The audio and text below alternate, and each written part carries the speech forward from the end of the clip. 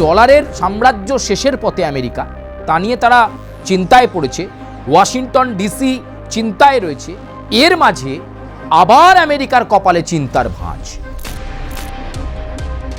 যে সামরিক শক্তি নিয়ে, যে হাই টেকনোলজি নিয়ে আমেরিকা বড়াই করে, হাই টেকনোলজি যা দিয়ে সে যে কোনো দেশকে এক মুহূর্তে এক লহমায় গুঁড়িয়ে দিতে পারবে, সেই হাই টেকনোলজি নিয়েও এবার প্রশ্ন উঠে গেল। কিসের জোরে ইরান আমেরিকাকে একটা চ্যালেঞ্জ ছুড়ে দিচ্ছে? ইরানের মতো একটা দেশ, বলে না ওস্তাদের মার শেষ বেলায়, ঘুরিয়ে নাক দেখাচ্ছে ইরান। ফোর্স করে উঠল আমেরিকার ওপর বৈঠকে যে না, আমরা ঠিক আছে, আমরা পারমাণবিক বোমা তৈরি করব না, কিন্তু আমরা আমাদের ইউরেনিয়াম সমৃদ্ধ যে সেন্টার, সেই সেন্টার বহাল তবিয়তে থাকবে। তাহলে তারা কোনো আমেরিকার সঙ্গে কন্ডিশনে যাবে, নয়তো কোনো কন্ডিশনে তারা যাবে না। ইরানের সঙ্গে আমেরিকার এই বৈঠক তো বলা যেতে পারে আত্মসমর্পণ করলো ইরানের কাছে আমেরিকা। এই B-2 বম্বার এবং F-35 কোথাও ডিটেক্ট করা যাবে না, শত্রুপক্ষ বুঝতে পারবে না কোন দিক থেকে আক্রমণ আসছে, র্যাডারে ধরাই পড়বে না। এই সমস্ত দাবি এতদিন ফলাও করে গেছে, ফলাও করে আমেরিকা করে গেছে। কিন্তু বলে না বাপেরও বাপ থাকে। এই YLC-8B র্যাডারের ক্ষমতা কি আছে, কি কাজ করতে পারে, কতটা উচ্চ প্রযুক্তি সমৃদ্ধ, আর তাতেই তো খেলা ধরে ফেলেছে ইরান। ঠিক কেন আমেরিকা ভয় পাচ্ছে ইরানকে, আর চীনই বা কি করল?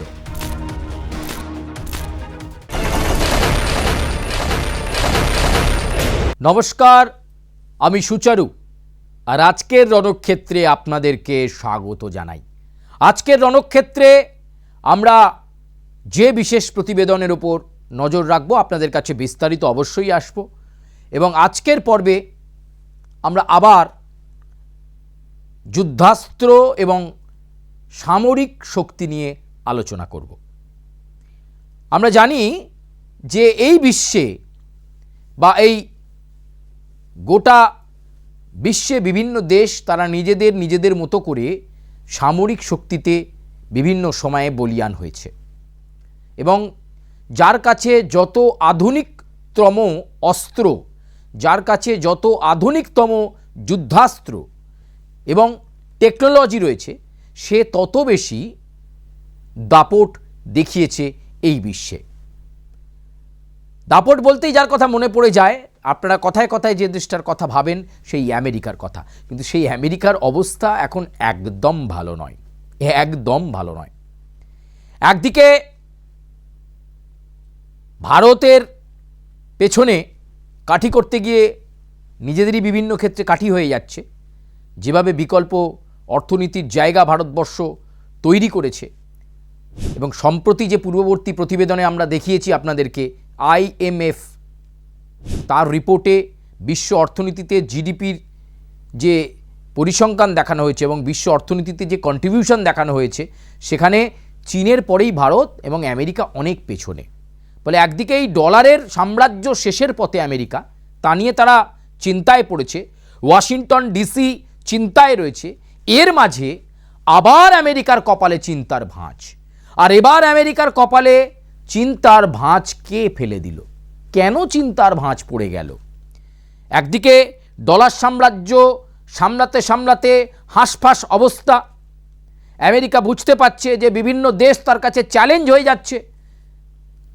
এতদিন ধরে পেট্রোডলার চুক্তির বলে বিভিন্ন দেশের থেকে স্বল্প সুদে ঋণ পেয়ে নিজেকে দাদা মনে করে ডোনাল্ড ট্রাম্প শুধু নয়, তার পূর্ববর্তী প্রেসিডেন্টরাও বারবার ভাবতেন আমেরিকাকে কেউ পরাস্ত করতে পারবে না, আমেরিকা সব দিক থেকে নাম্বার ওয়ানে। কিন্তু সেই ইতিহাস থেকে গেছে। এখন এই নতুন প্রযুক্তি আর বদলের দুনিয়াতে নিজেকে আপডেট না রাখতে পারলে পিছিয়ে পড়তে হবে যোজন। আমেরিকার ক্ষেত্রেও ঠিক সেই বিষয়টাই ঘটছে। একদিকে ডলার সাম্রাজ্য শেষের পথে, আর অন্যদিকে এবার যে সামরিক শক্তি নিয়ে, যে হাই টেকনোলজি নিয়ে আমেরিকা বড়াই করে, হাই টেকনোলজি যা দিয়ে সে যে কোনো দেশকে এক মুহূর্তে এক লহমায় গুঁড়িয়ে দিতে পারবে, সেই হাই টেকনোলজি নিয়েও এবার প্রশ্ন উঠে গেল এবং আমেরিকার কপালে চিন্তার ভাঁজ পড়ে গেল। কে চিন্তার ভাঁজ ফেলে দিল? আগে চীন চীন চীন চিন্তার ভাঁজ ফেলে দিল। আর এখন কি করবে আমেরিকা সেটা ভাবতে পারছে না। আপনারা জানেন যে বিগত কয়েক মাস ধরে ইরানের সঙ্গে যুদ্ধ পরিস্থিতি, নানা রকম হম্বি তম্বি, ইরানও ছড়নেওয়ালা নয় আর আমেরিকাও বোঝাচ্ছে আমরা এক করে দেবো, অমুক করে দেবো।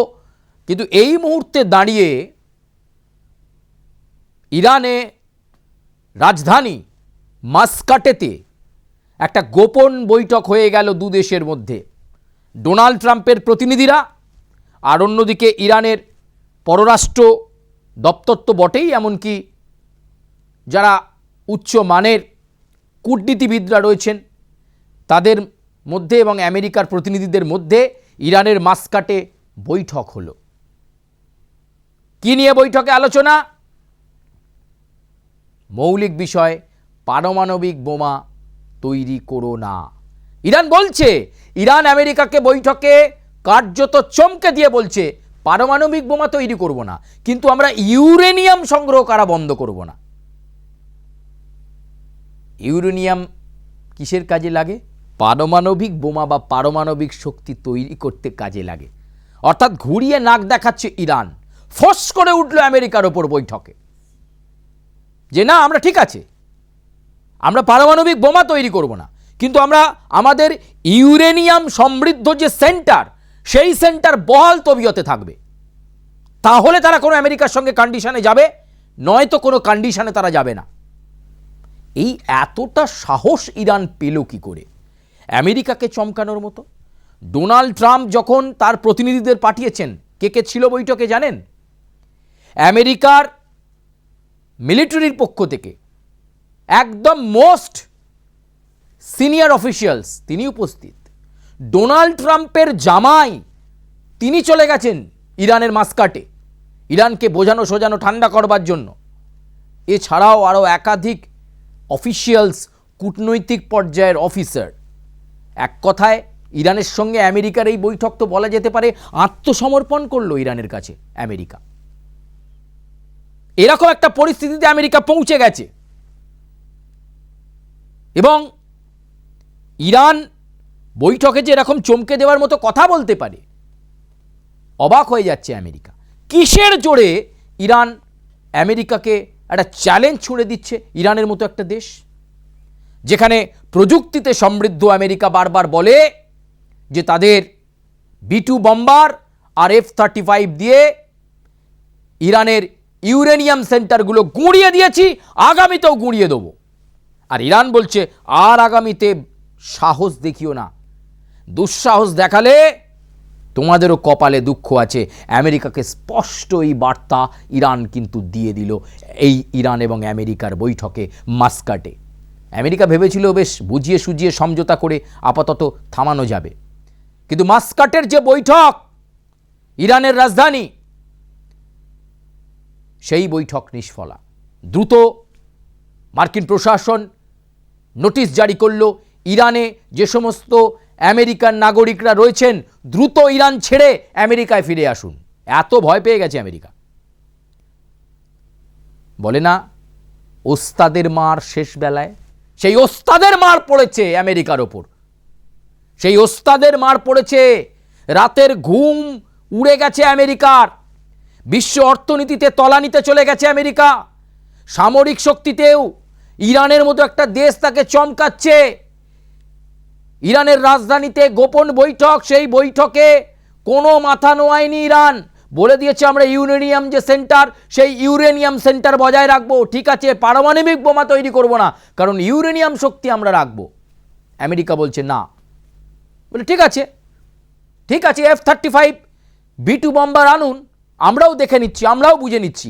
এই দেখে নিচ্ছি বুঝে নিচ্ছি শব্দটা শুনেই মার্কিন প্রেসিডেন্ট ডোনাল্ড ট্রাম্পের যে জেনারেশন নিয়ে তারা গর্ব করে, এই B-2 বম্বার এবং F-35 কোথাও ডিটেক্ট করা যাবে না, শত্রুপক্ষ বুঝতে পারবে না, কোন দিক থেকে আক্রমণ আসছে র্যাডারে ধরাই পড়বে না, এই সমস্ত দাবি এতদিন ফলাও করে গেছে, ফলাও করে আমেরিকা করে গেছে। কিন্তু বলে না বাপেরও বাপ থাকে, সেই বাপেরও বাপ এই পরিস্থিতি তৈরি হয়েছে। চলুন এই প্রতিবেদনের আর একটু ডিপ পেনেট্রেটেড জোনে আমরা যাই, ঠিক কেন আমেরিকা ভয় পাচ্ছে ইরানকে, আর চীনই বা কী করল। চীন জানতে পেরেছিল যে আমেরিকা এই যে B2 বম্বার বা F-35 এই সমস্ত কাজে লাগানোর চেষ্টা করবে গোটা ইরানকে ছিন্ন ভিন্ন ধ্বংস করে দেওয়ার জন্য। তাই অনেক আগে থেকেই ইরানকে সাহায্য করার একটা মানসিকতা নিয়ে চীন তৈরি করতে শুরু করে একটি প্রযুক্তি সমৃদ্ধ র্যাডার। এই র্যাডারও হাই-ফাই জেনারেশনের বলা যেতে পারে। সেই র্যাডারের নাম কি? সেই র্যাডারের নাম আপনাদেরকে আজকে জানাবো। সেই র্যাডারের নাম কি আপনারা জানুন আজকে। র্যাডারের নাম YLC-8B র্যাডার। YLC-8B radar. একটু একটু করে চীন এই র্যাডার তৈরি করে ফেললো। YLC-8B radar. এই র্যাডার উচ্চ ক্ষমতা সম্পন্ন। আর এই র্যাডার তৈরি করে চীন কি করলো? এই র্যাডার তৈরি করে চীন ইরানকে দিল তিনটে এই ধরনের র্যাডার ইতিমধ্যেই ইরানকে পাঠিয়ে দিয়েছে চীন। আর চীন জানিয়ে দিয়েছে এই YLC-8B র্যাডারের ক্ষমতা কি আছে, কি কাজ করতে পারে, কতটা উচ্চ প্রযুক্তি সমৃদ্ধ। আর তাতেই তো খেলা ধরে ফেলেছে ইরান যে আমেরিকাকে চমকানো যাবে। তাই তো এই রুদ্ধদ্বার বৈঠকে ইরানের রাজধানীতে ইরানের প্রতিনিধিরা আমেরিকার বিশেষজ্ঞ, তাদের মিলিটারি অফিসিয়ালস, ডোনাল্ড ট্রাম্পের জামাই সবাইকে চমকে দিল। কি আছে?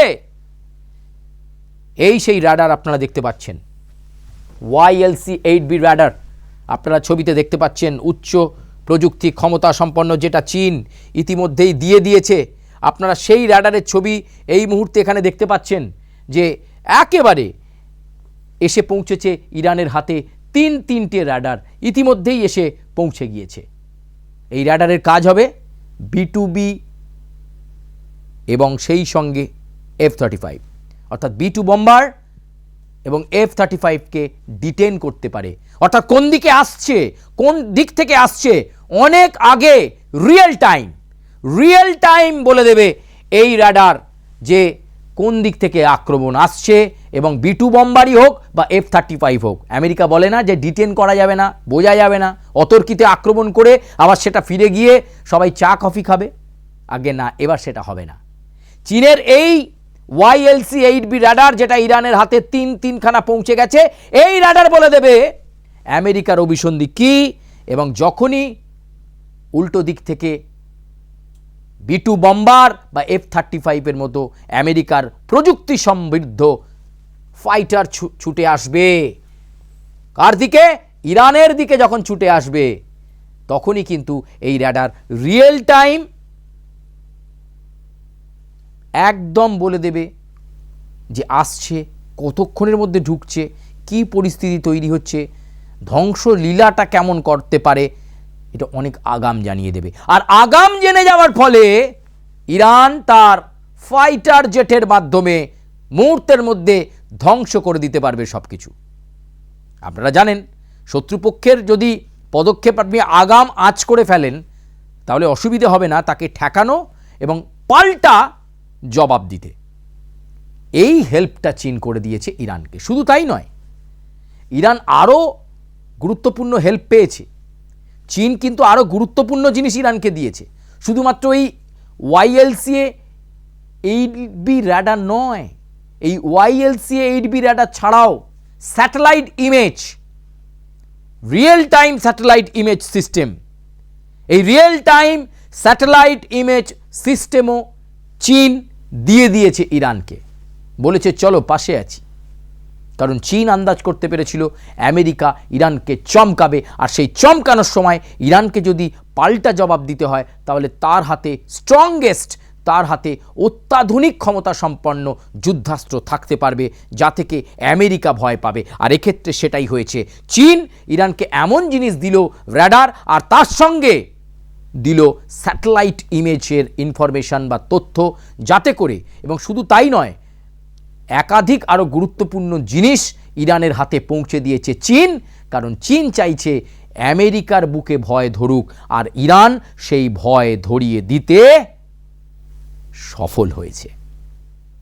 আর যে কারণেই আর বাকবিতণ্ডায় না গিয়ে বৈঠক করে একটা সমস্যা মেটানোর চেষ্টা করল মার্কিন প্রশাসন। তাই তো ইরানে ছুটে গেল মার্কিন ডেলিগেটসরা। যদিও এই বৈঠকে একাধিক শর্ত ইরান রেখেছে, যেমনটা আপনাদেরকে প্রথমেই বললাম যে ইউরেনিয়াম সেন্টার আমাদের থাকবে, পারমাণবিক বোমা বানাবো না। এরপর আমেরিকা কি করে সেটা দেখার। কিন্তু এখন আর ওই চমকানো যাবে না B-2 বম্বার বা F-35 দিয়ে গুঁড়িয়ে দেবো ইরানকে, কারণ তাদের কাছে র্যাডার রয়েছে।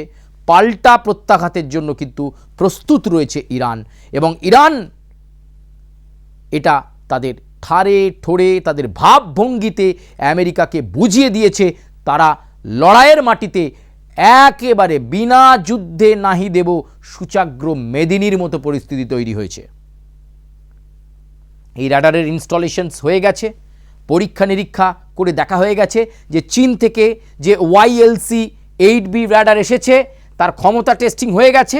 এবার আসুন B-2 বম্বার, F-35 আর কি আছে আমেরিকার কাছে, আসুন দেখ লেঙ্গে। ইরান ঠিক এই স্টাইলেই কিন্তু বৈঠকটা বানচাল করে দিল। নিষ্ফলা বৈঠক করে ফিরে গেল ডোনাল্ড ট্রাম্পের প্রতিনিধিরা। এটাই এখন বিশ্বে অত্যন্ত গুরুত্বপূর্ণ খবর যে ভয়ে কাঁপছে আমেরিকা।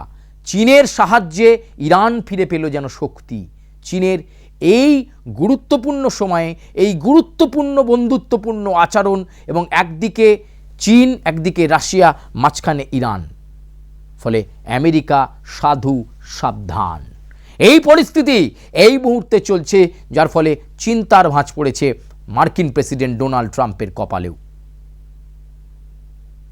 কখন যে চীন আমেরিকার মতো বড়াই না করে নিঃশব্দে এই অত্যাধুনিক ক্ষমতা সম্পন্ন র্যাডার পৌঁছে দিয়েছে ইরানের কাছে, তাও আবার একটা নয়, তিনটে, আর স্যাটেলাইট ইনফরমেশন রিয়েল টাইম সেটাও যে পৌঁছে গেছে ইরানের কাছে, চীন সেটা দিয়েছে, এইটা নিয়েই কিন্তু এখন মাথা চুল ছেঁড়ার জোগাড় আমেরিকার কাছে। প্রিয় দর্শক বন্ধু, আজকের মতো রণক্ষেত্র এ পর্যন্তই। তবে আজকে আপনাদের এই প্রতিবেদন কেমন লাগলো আপনারা আপনাদের প্রতিক্রিয়ায় জানাবেন, এবং আমেরিকার দাদাগিরির এই যে চূর্ণ হওয়ার পথ, এটা আপনাদের কেমন লাগলো। চীন যে ইরানকে সাহায্য করলো, এর পেছনে কি চীনের খুব গুরুত্বপূর্ণ স্বার্থ রয়েছে? এটাও ব্যাখ্যা বিশ্লেষণের বিষয়। আপনারা আগে মন্তব্য করবেন, লাইক করবেন, সাবস্ক্রাইব করবেন, এবং রণক্ষেত্রে আপনাদের সুচিন্তিত মতামত আমাদেরকে জানাবেন। আমরা চেষ্টা করব আপনাদের কাছে আরও ইন্টেন্সিভ ভেরিফাইড ইনফরমেশন পৌঁছে দেওয়ার জন্য। আপাতত আজকের মতো রণক্ষেত্র এ পর্যন্তই, বিদায় নিচ্ছি।